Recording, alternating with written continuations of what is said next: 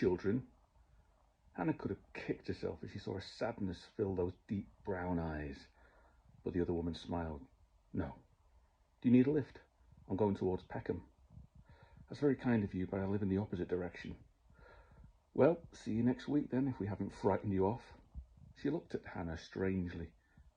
I don't know if you're aware that one of our number, Daniel Lyons, was found dead in the church after last week's rehearsal.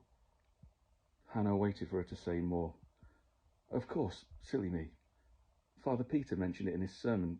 Still, it's hit us all in different ways, I suppose. Did you know him well? Not really. He hadn't been with us for very long, but there was something about him. I'm probably just being fanciful. Have a good week. She pulled on her hat and scarf and shouted, "Night all," over the general hubbub and left. Would you like a lift? Dinah had slipped into her coat, but hadn't seemed in a hurry to leave. She'd been chatting to one of the tenors.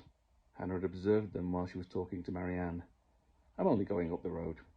A short lift, then. She smiled and Hannah accepted, thinking how cold and dark it was outside. Dinah had parked a car right outside the church. Okay, where to? She asked after they strapped themselves in. Hannah noticed how clean the inside of the vehicle was. Dinah had thrown her bag on the back seat. It was partially open, and Hannah thought she saw a wallet that looked vaguely familiar. She gave her her address.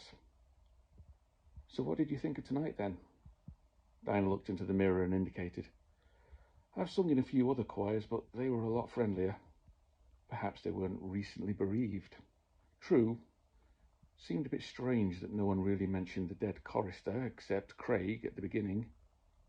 Maybe they'd been told not to discuss him. Possibly. Dinah gave her a sidelong glance. Still, I enjoyed the singing.